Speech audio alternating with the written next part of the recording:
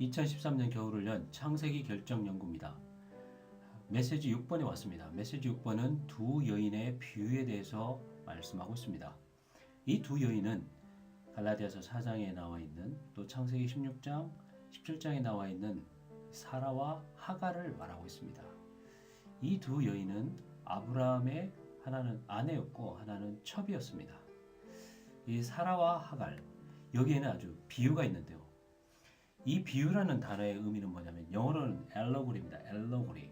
이 엘러고리인데 이 의미는 뭐냐면 어떤 이야기나 설명으로서 그 안에 있는 인물들이 어떤 사상이나 원칙을 상징하고 있는 그것을 말하고 있습니다. 그래서 이 두 여인에게는 뭐가 있냐면 어떤 하나님의 사상과 하나님의 원칙, 그 내지적인 아주 깊은 의미가 있다는 것을 말해주는 것입니다.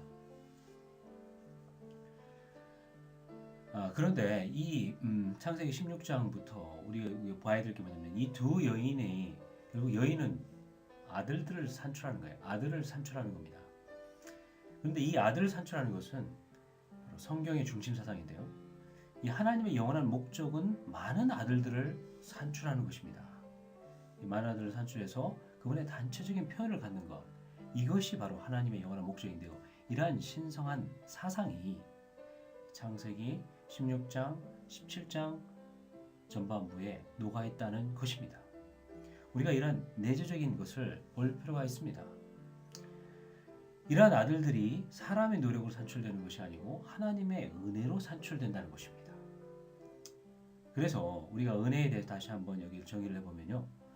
은혜는 과정을 거치신 삼위일 하나님이십니다. 그러니까 이분은 우리에게 모든 것이 되셔서 우리 안에 운행하시는 분이십니다. 그래서 그리스도를 산출하고 하나님의 목적을 성취하는 것입니다. 그래서 이러한 은혜를 더욱더 누릴 필요가 있습니다. 이 은혜가 우리 모든 것이 될 때까지 누릴 필요가 있습니다. 또 우리 안에 운행될 필요가 있습니다. 그래서 이 그리스도를 산출하는 많은 아들들을 산출하는 것입니다. 그렇게 할 때 우리가 그분의 단체적인 표현을 가지는 그분의 목적을 이룰 수가 있을 것입니다. 이러한 신성한 비유가 있음을 감사합니다.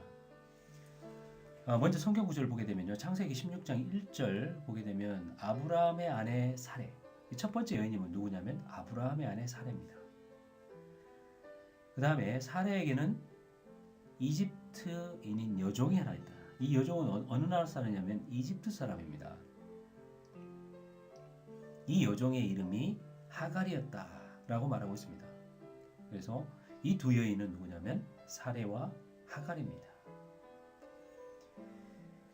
여기 보게 되면 사레는 뭐냐면 아브라함에게 자식을 낳아주지 못하였다고 말하고 있습니다. 그래서 하나님의 이 목적은 뭐냐면 많은 아들들을 산출해가지고 그분을 표현하는 것인데 이것이 이 하갈 그 첩을 통해서 육체의 그 어떠함을 통해서 아들들을 산출하는 것이 아니고 다른 말로 말하면 사람의 노력으로 산출되는 것이 아니고 은혜로서 산출되는 것을 말하고 있는 것입니다. 여기에 보게 되면요. 16절을 보게 되면 하갈이 아브라함에게 이스마엘을 낳아주었을 때 아브라함은 86세였다. 그리고 17장 1절에 보면 아브라함이 99세 되었을 때 여호와께서 아브라함에게 나타나시어 말씀하셨다. 그래서 여기에 13년이라는 이 침묵의 기간이 있습니다. 그래서 하나님께서는 침묵하시는 하나님인 것을 볼 수가 있습니다. 이때 17장 1절에서 나타나신 그 하나님은 어떤 하나님이냐면 모든 것을 충족시키는 하나님이셨습니다.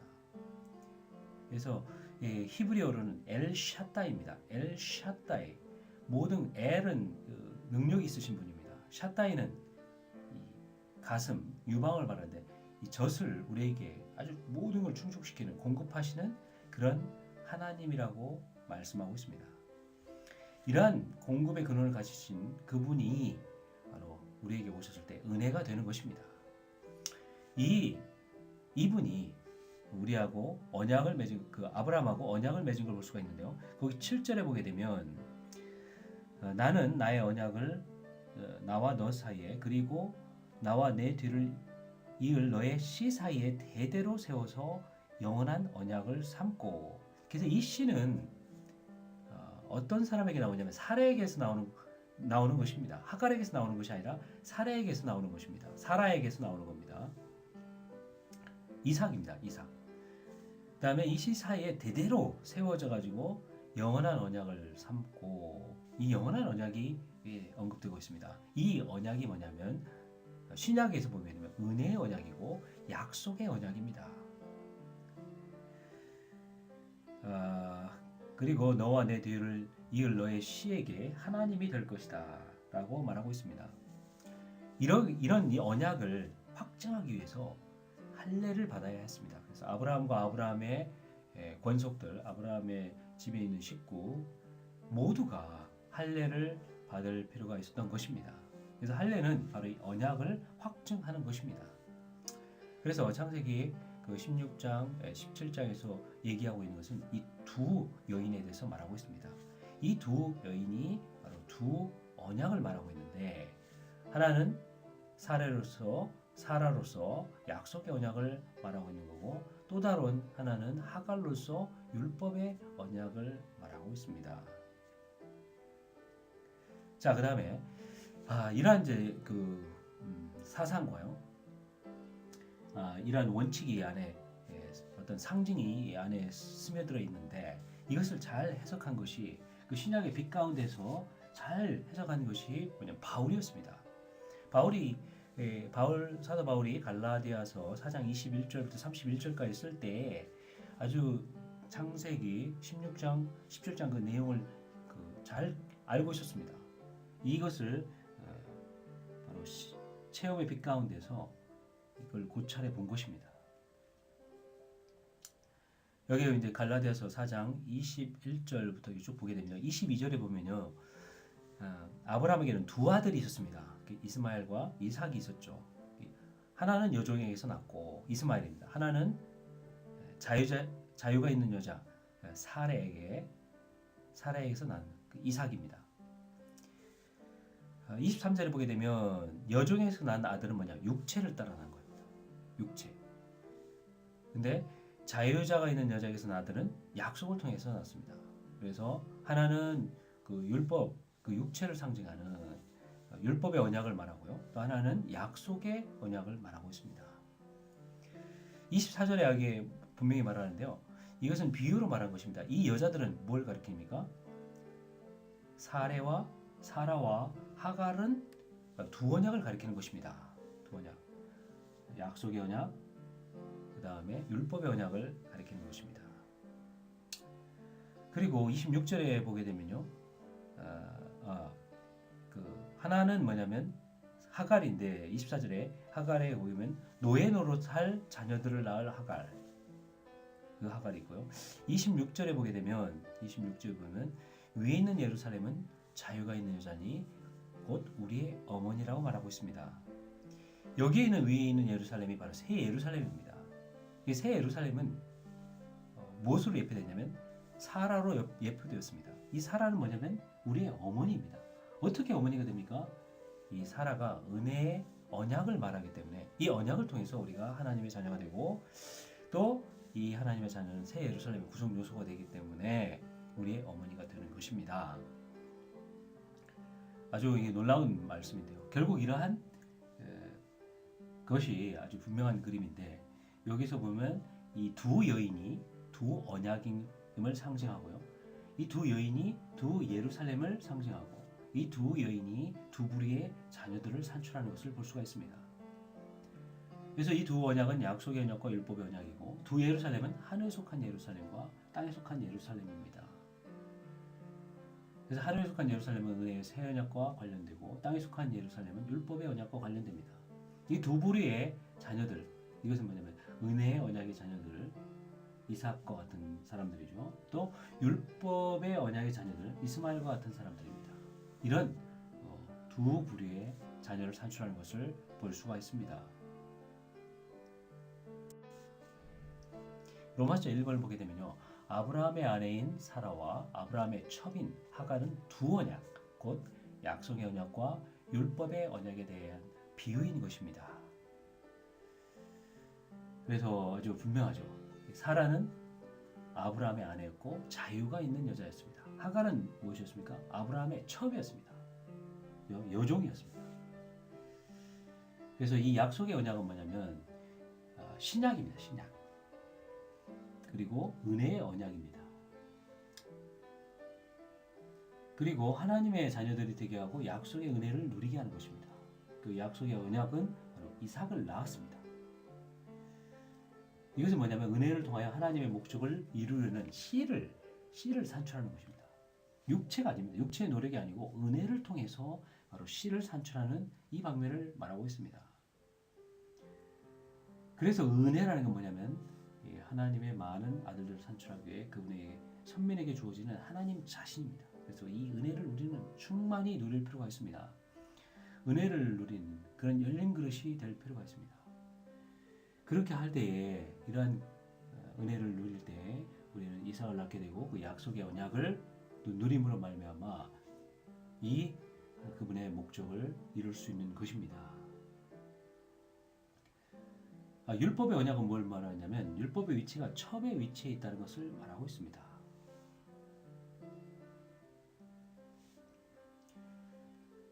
그래서 이 율법은 우리를 노예 노릇하게 하고 속박받게 합니다. 그래서 하나님의 은혜에서 끊어지게 하는 그런 것을 하게 되는 것이죠. 결국 율법의 그 산출은 뭐냐? 율법 언약의 산출물은 이스마엘입니다. 그래서 육체의 노력을 통하여 하나님의 목적을 이루는 것을 말하고 있습니다. 그래서 하나님께 이것은 육체의 노력은 거절되었습니다. 그래서 아브라함은 이 생명의 때를 몰랐던 것 같아요. 기다리지 못하는 그런 급한 그런 것이 있었습니다. 우리도 이러한 애쓰고 노력하고 분투하고 육체의 노력, 기다리지 못하는 이러한 것들로부터 구출받기 원합니다. 우리가 율법으로 사람의 그 어떠함을 통해서 산출하기 위해서 자신의 능력으로 수고하는 이런 것부터 구원받기를 원합니다. 10번을 보게 되면요, 이 약속이 창세기 12장, 13장, 15장에 주어졌지 않습니까? 15장 그 7절부터 21절까지 보게 되면 이 약속을 확증하는 게 바로 언약입니다. 언약. 언약으로 이렇게 언약을 맺을 때 이 약속이 묶이는 것이죠. 그래서 언약을 맺은 것입니다. 약속은 주어졌고 언약은 맺게 됐습니다. 그래서 약속의 언약이라는 건 뭐냐면 율법의 언약보다 먼저 왔죠. 그래서 하나님께서 본래 의도하신 것은 뭐냐면 하나님 자신을 사람 속에 일에 넣으심으로 말미암아 그 목적을 성취하는 것입니다. 그래서 그분 자신을 사람 속에 넣는 일을 하는 이것에 우리 자신을 더욱더 열어드리기 원합니다. 그렇게 할 때 우리는 약속을 충분히 누릴 수 있을 것입니다. D번을 보게 되면 창세기 15장에서 맺으신 언약은 창세기 17장에 뭐냐면 할례로 확증된 것을 볼 수가 있습니다. 그래서 이 약속의 언약은 은혜와 관련되기 때문에 우리의 육체가 잘려져야 될 필요가 있습니다. 그래서 할례를 시행한 것입니다. 할례를 하기 전에 하나님 그분 자신을 모든 것을 충족시키는 하나님 엘샤다이로 계시하셨습니다. 그래서 16장에 육체로 통해서 그 이스마엘이 나왔지 않습니까? 그래서 17장이 필요합니다. 이 17장은 육체를 잘라내는 것입니다. 그 결과 은혜로 이삭을 산출하는 것입니다. 그래서 할례의 영적인 의미는 뭐냐면 구약에서는 육체를 잘라내는 것. 그 영적인 내적인 의미는 뭐냐면 그리스도께서 십자가에 죽으심으로 말미암아 우리의 육체를 벗어버리게 하는 것입니다. 우리 육체를 잘라내는 것입니다. 우리의 옛사람과 우리의 자아를 벗어버리는 것입니다. 그래서 우리가 좀 더 육체에 대해서 잘 알 필요가 있는데요. 이 육체라는 것은 뭐냐면 옛사람이나 또 자아를 직접적으로 말하지 않습니다. 육체는 뭐냐면 옛사람이나 자아가 활동하는 것입니다. 육체라는 것은 바로 옛사람이 우리 안에서 살아나오는 것입니다. 그래서 이 육체를 벗어버리기 위해서 우리는 세 단계를 할 필요가 있습니다. 첫 번째 단계에서는 우리 옛사람이 육체가 이게 살아나오는 그 옛사람이 십자가에 못 박힌 것을 알아야 합니다. 옛사람이 십자가에 못 박힌 것을 알아야 합니다. 옛사람이 살아나온 것이 육체입니다. 그것을 십자가에 못 박으셨습니다. 둘째로 뭐냐면 그 그리스도의 십자가의 효능이 그 영 안에 있습니다. 그래서 우리가 옛사람이 십자가에 못 박힌 것을 알고 그 효능이 십자가의 그 효능이 그 영 안에 있습니다. 그리고 또 한편으로는 육체가 우리 안에서 나타날 것을 알아야 합니다. 그렇게 할 때 이 세 가지 방면에서 우리 세 가지를 알아야죠. 육체가 살아나오는 것도 알아야 됩니다. 좋은 육체, 나쁜 육체 이 모든 소극적인 것들을 알아야 합니다. 그렇게 할 때 우리는 육체를 처리할 수가 있을 것입니다. 육체를 처리하는 방법은 여러 가지 분투하는 것이 아니고 간단하게 주 예수님, 주 예수님, 주님의 이름을 부르고 그분을 접촉하는 것입니다. 그렇게 할 때 그 영이 우리의 육체의 어떤 부분을 처리해야 할지 알게 될 것입니다.